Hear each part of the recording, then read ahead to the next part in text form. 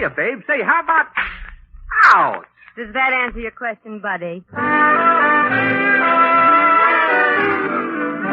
The Adventures of Maisie, starring Ann Southern.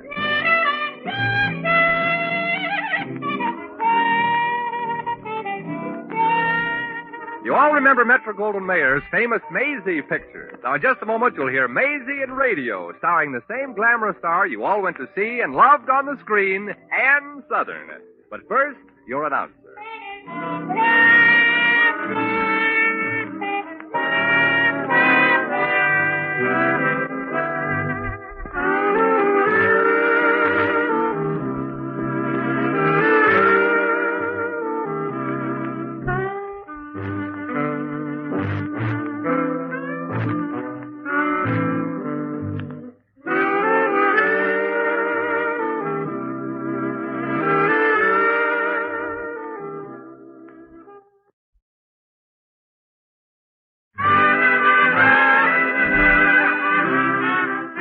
And now here's Ann Southern as Maisie. Yep, I'm Maisie, like the man said.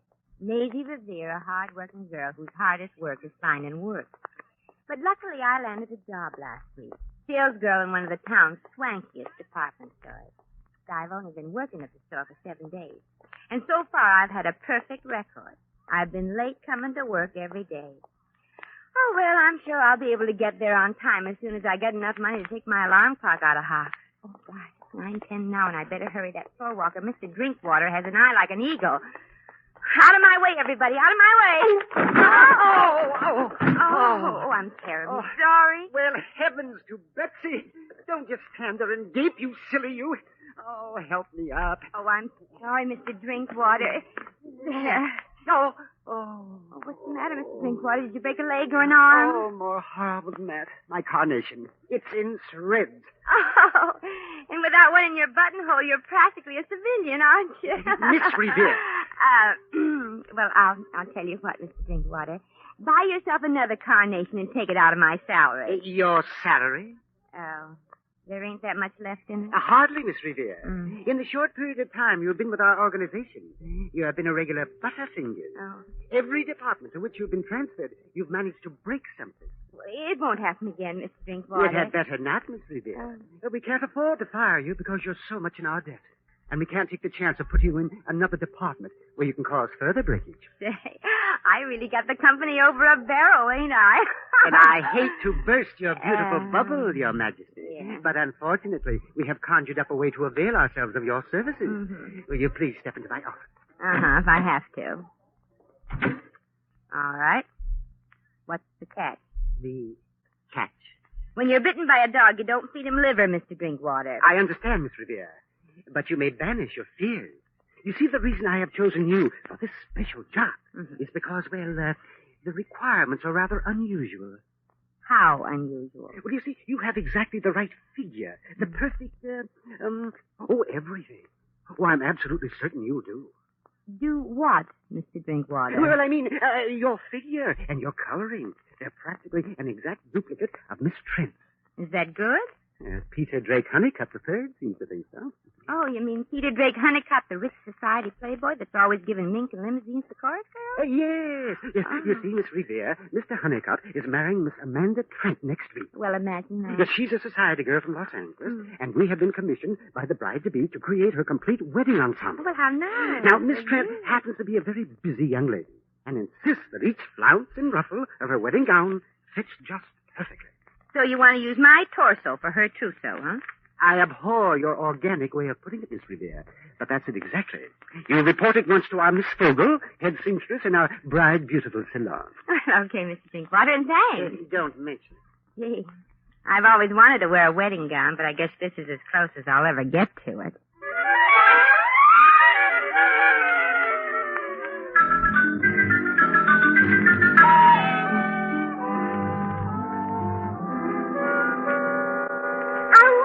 Oh, I'm terribly sorry, Maisie. Did I stick you again? Yes, Miss Fogel. Shall we try our darndest from now on to get this fitting finished with just every other pin in my epidermis? Oh, I can't help it, Maisie. I'm so nervous. Oh. Miss Trent's wedding is just a week off, and this wedding gown has to be just perfect. She has a terrible temper. And if every stitch isn't just right, she'll raise the roof, and I'll be fired, and I've got an old mother to support. Jobs aren't easy to get. Ah, forget it, kid. I know how much this means to you. And the pins don't really bother me. Some of them aren't stuck in very deep, you know. Ow! There you are, Maisie. Finished. Now turn around slowly. All right. Oh, Maisie. You know, you'd make a beautiful bride. Really? You know, I'm thinking of getting married. You are, Maisie? When? Constantly. Oh.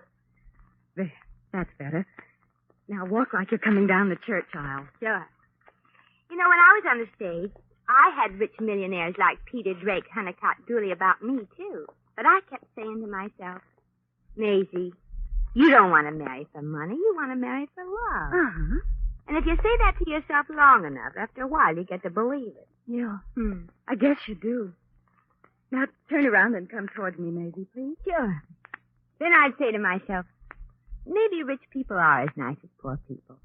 After all, what are rich people? Just poor people with money. You know, I've met some nice rich people. They're not all like that, Miss Trent. Maisie, don't you think that neckline is a little too staring? Oh, not to me, honey. But after all, I'm not Amanda Trent. Well, you could have fooled me, Maisie. When you came in for the fittings this morning, I almost called you Miss Trent. You mean I look like her? Enough to be a twin. Oh. Wait, I'll show you. There's a picture of Miss Trent in the society column of today's paper. Oh, here she is, Maisie. Gosh, she sure looks like you. Yeah, let me see. Well, she certainly should look like me. That is Daisy Revere. You mean your sister? I mean, in vaudeville, I had a song, dance, and witty patter act called the Revere Sisters. The original Daisy got married, so I teamed up with this Tilly Floor. Tilly Floor? Yeah, that was this Daisy's name before she became Daisy Revere, before she became Amanda Trent, and before she became a society girl from Los Angeles. Now she's going to be Mrs. Peter Drake Honeycutt. Gee, she's sure been called a lot of names. Yeah, and if I know Daisy, she deserves every name she's been called. You don't like her, then? Like I like snakes, honey. That two-time and tenured soprano ran out in the act in Toledo and took my entire wardrobe with her. Gosh, that sure was a pretty dress. Are we decent, girls? Some of us are, some of us ain't. Oh, I just cannot wait to feast my eyes. Oh, it's poetry, Miss Fogel. It's sheer poetry. Oh, thank you, Mr. Drinkwater. Well, Miss Fogel did it all by herself, Mr. Drinkwater. Don't you think she deserves a raise? A raise? You don't think? Miss Trent is waiting in the lounge to see her wedding gown, Miss Revere. And I'm just certain her eyes will burst out of her head when she sees you. You ain't just beating your chops, mister. What was that, Miss Revere? She said she couldn't beat this gown if she went to other shops. No, I didn't. I was just going to tell her. By the way, Mr. Drinkwater, have you noticed the striking resemblance between Miss Revere and Miss Trent? Why, yes. The resemblance to Miss Trent is remarkable. Oh, it's nothing. Yes, it's remarkable indeed, Miss Revere. Why, you could be taken for sisters. No, thanks, Mr. Drinkwater. I was already taken by her once, in Toledo. Maisie, Miss Trent is waiting. You'd better get... You know Miss Trent, Miss Revere? Like a book, Mr. Drinkwater, like a book. And I'm just dying to meet the little louse. Maisie. Los Angeles debutante again. What is a relief? What is a relief, Miss Fogel? That Maisie and Miss Trent know each other. She might not be so difficult with a friend. Oh, yes. Now, Miss Revere, perhaps you'd better model the gown for Miss Trent alone in the customer's booth. Oh, she has a fiery temper, you know. Simply detests the things. Simply detests them. Yeah, she always was the detestable type. Oh, yes. Now, you go right ahead and get on the good side of her. Well, it won't be easy. What makes you say that? I don't think she has a good side.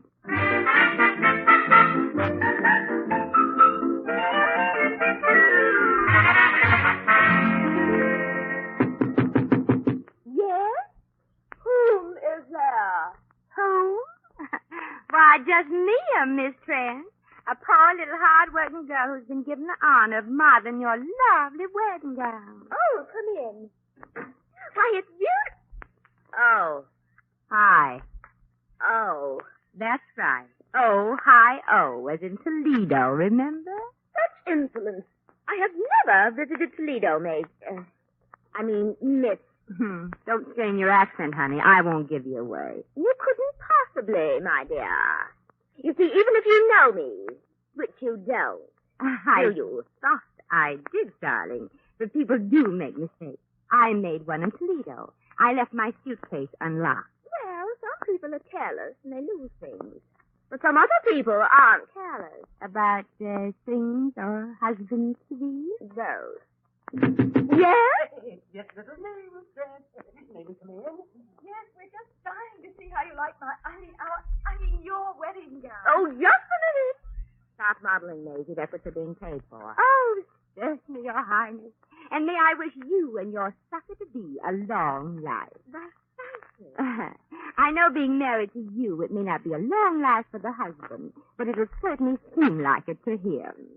You little... Now, just a minute, you silly. Mr. Drinkwater, I demand that you discharge this peasant immediately. Yes, but Miss Trent, You can't do that to her, Miss Just Fuller. for opening your big trap, you little dried-up old mouse, you're through, too. Mr. Drinkwater. Yes, Miss May, anything you say. Now, wait a minute, Tilly. You can't do that to Miss Fogle. Another word and I shall cancel my entire trousseau. As a matter of fact, I'm going elsewhere to have it made. Miss Trent, now wait, but don't. I mean, oh, Mother told me there'd be days like that. Oh, Miss Trent, wait. We have other seamstresses. Well, Maisie, Yeah, I know. looks like we're both out of a job. Oh, I'm used to it, honey. It's you. You've got a mother to support. Now, look, I made you lose this job, and I'm going to get it back for you. You are? How? How? How? Well, there's only one way to do it. One way? What's that? I don't know. I haven't thought of it yet.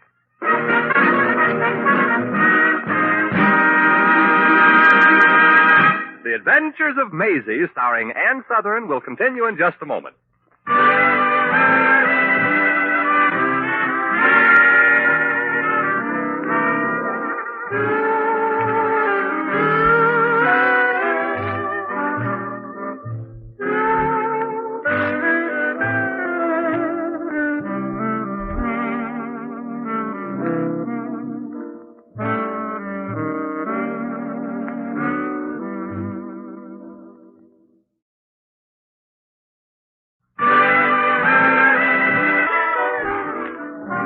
Now back to Maisie. Gee, it's sure nice of you, Tommy, driving me home in your truck. I don't know how to thank you. Oh, there are ways. Oh, How far do you go, Maisie? just as far as thank you. And you might as well use both hands on the wheel. Okay, gorgeous. No harm trying, I always say. What do you always say? I always say keep your eyes on the road. The Bonton department store wouldn't like you to smash one of its snazziest delivery trucks just to save car fare for an ex-employee. Well, let 'em not like it. They only own truck driver Tommy Wilson from 9 to 12 and from 1 to 5:30. Before, between, and after, Thomas J. Wilson belongs to the theater. Only the American theater hasn't found it out yet. Oh, don't you worry, Tommy. You just keep on with that little amateur group of yours. Get yourself lots of experience. Well, nobody can say I'm not getting experience with my little theater group. I've played everything from a banker to a Texas oil millionaire. So is Daisy. Oh, forget about what that drip did to you, Maisie. You'll get another job. Yeah, but what about poor Miss Fogle with an old mother to support? Oh, that Daisy.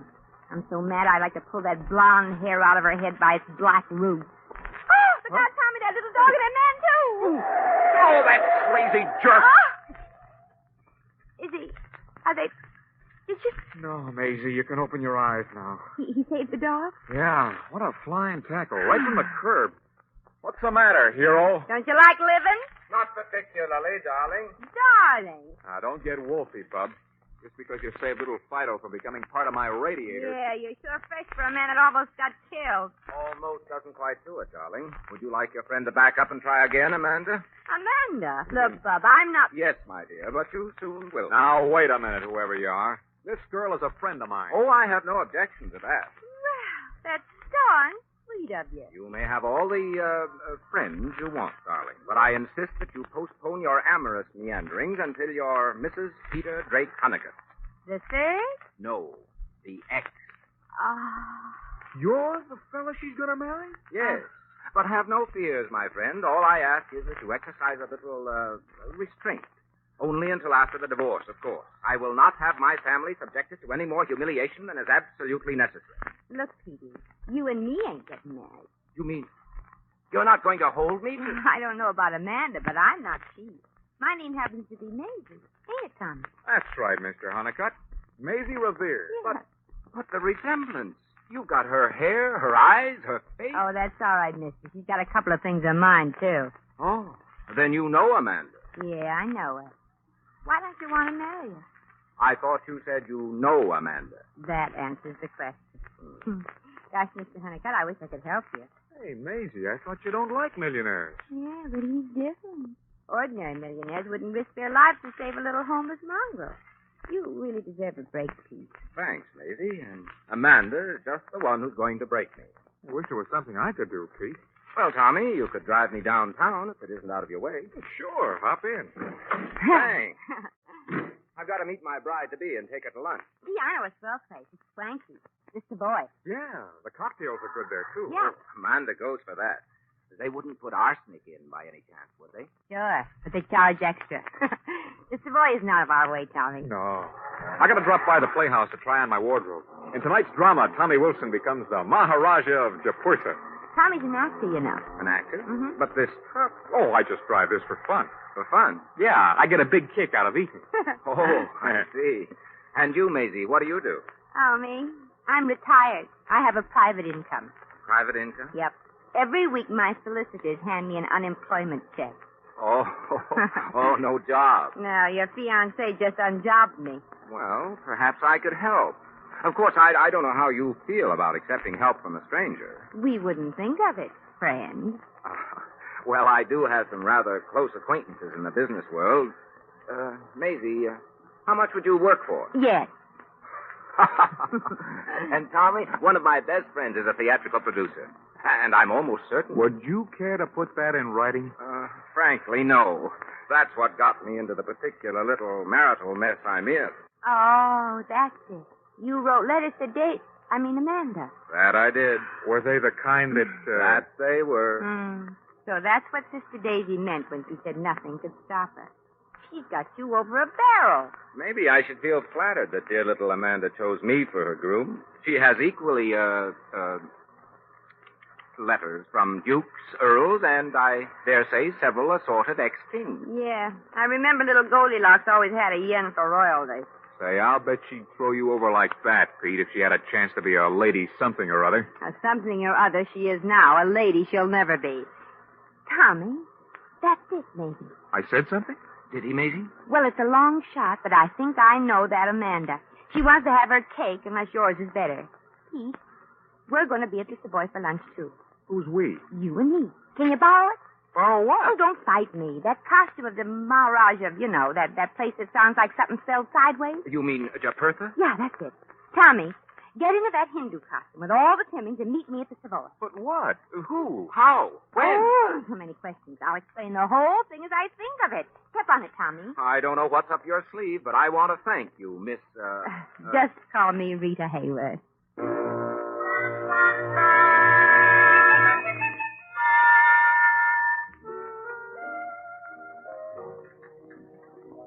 Is Madame ready to order her lunch now? Oh, quite. I'll have some of this Cherry Jubilee, crepe Suzette, beef poltrone, and a little Neapolitan. Madame wants 4 desserts. Well, why not? The Maharaja can afford it. Can't you, Maha? Aha. Ah. Very well. And what will His Highness have? Jonto luku jabadisu elewandu ijara antos. Yes, Your Highness. Well, he's gone, Maisie. Have they noticed us yet? No. Amanda and Pete are too busy sneering at each other to look around. Hey, this is serious business, Maisie. What are you giggling at? Back a little, Tommy. That feather in your turban is tickling my nose. Tommy, quick. Quick what? Amanda's looking over here. She's just seen it. Make with some dialogue. She's supposed to think we're all wrapped up in each other. Yeah, but what'll I say? Oh, it makes no difference. As long as it looks like you're being very attentive. Come on, say something, anything. Okay. Maisie. Yes, Maha. A, B, C, D, E, F, G. Oh, Your Highness, you're so romantic. H-I-J-K-L-M-N-O. Keep going, Tommy. She's looking at it. Good. My darling. R-S-T-U-V. My Raja, U-V-W-S. Possible, Peter. What doesn't seem possible, my little vulture? That Indian prince or something. seem so vitally wrapped up in the conversation of that girl over there. Perhaps it's love, my dear. Love. You've heard of the word, Amanda. Some people use that as an excuse to get married. Vulgar, isn't it? Be as vitriolic as you like, Mr. Moneybags. Remember, I still have the letters. Right here, next to my heart. What heart? Oh, I don't know. I imagine I could be quite warm and vibrant for the right man. Like, for instance, the Maharaja of Japurtha there? You mean that girl is latched onto a real Maharaja? One of the richest potentates in India, reputed to be worth some 300 or 400 million. 3 or 400? I'll be back, Peter. I hope not, darling. Not more than I, darling. Just going to part of my nose. A little shy. There she goes, Tommy. Heading for the powder room. I'm going to powder my nose, too. Yeah, but I don't see how you... Wish me luck, Tommy. You need luck to powder your nose? Oh, never mind. Don't go away now, Ma heart. But, Maisie, my delivery truck. I've got a job to Well, do. so have I. And this is one kind of work I really love.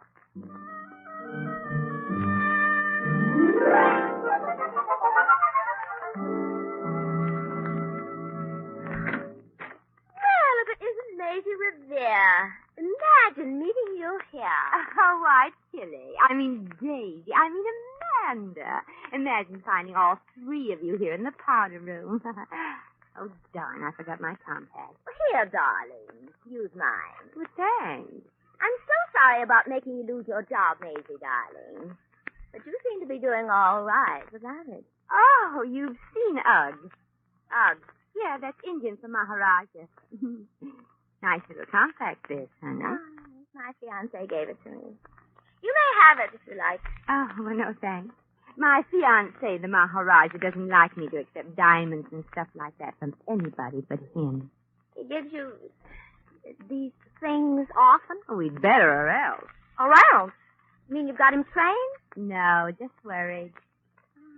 You're smarter than I thought, Maisie, honey. Well, I had a good teacher, honey. It was from you I learned that the pen is mightier than the sword. Remember?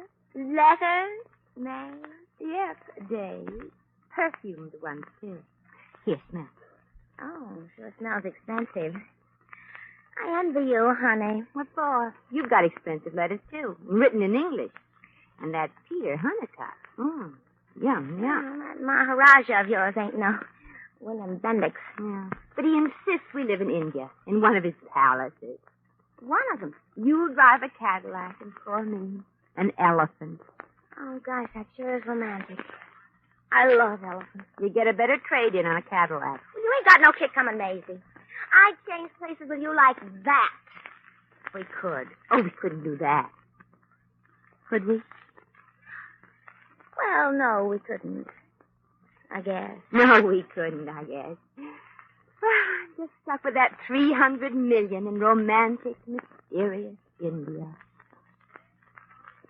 May. Yeah. You know, we've got a lot in common. Mm-hmm. We both look enough alike to be taken for twins. Yeah. And if I dressed like you and you dressed like me. Nobody would know the difference. Especially our fiancés. And even if they smelled a rat. Like us. They'd have to go through with the marriage. Or be disgraced. Because your letters from the Maharaja. And yours from the Playboy. Wouldn't look nice in print. And you'd wind up with Elephant Boy. And you'd get Cadillac Mode. Yeah. Nasty little connivers, ain't we? But all fair in love and war. Here's your letters, Mrs. Peter Drake Honeycutt III. And here's yours, Mrs. Maha. I'll never forget you for this. I'll bet you won't, honey. I'll bet you won't.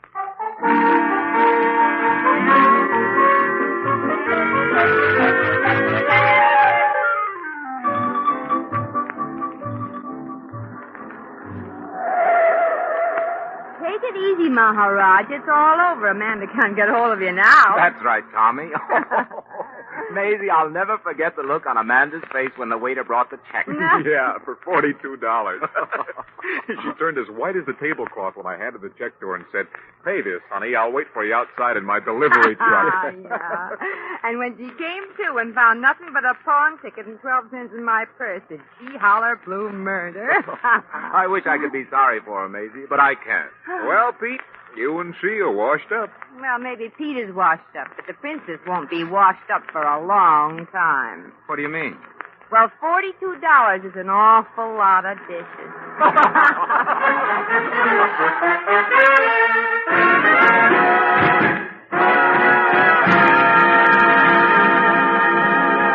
In just a moment, we shall return to the adventures of Maisie. Meanwhile, a word from your announcer.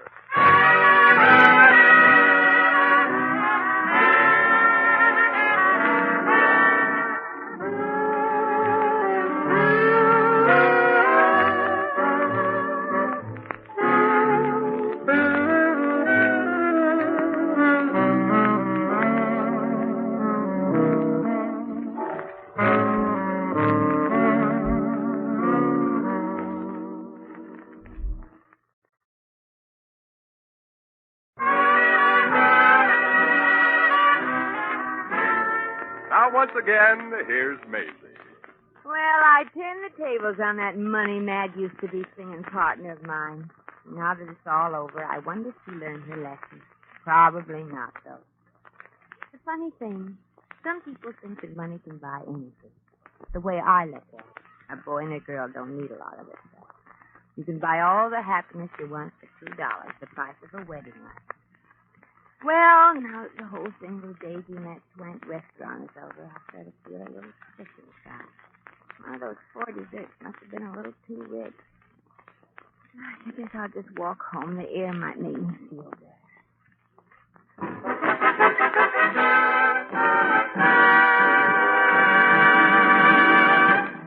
You have just heard The Adventures of Maisie, starring Ann Southern.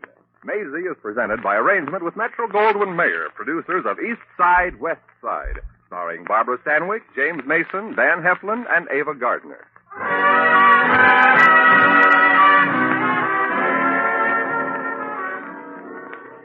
The Maisie program was written by Arthur Phillips. Original music was composed and conducted by Harry Zimmerman. Supporting Miss Southern were Donald Woods, Lorene Tuttle, Howard McNear, Byron Kane, and Maya Gregory.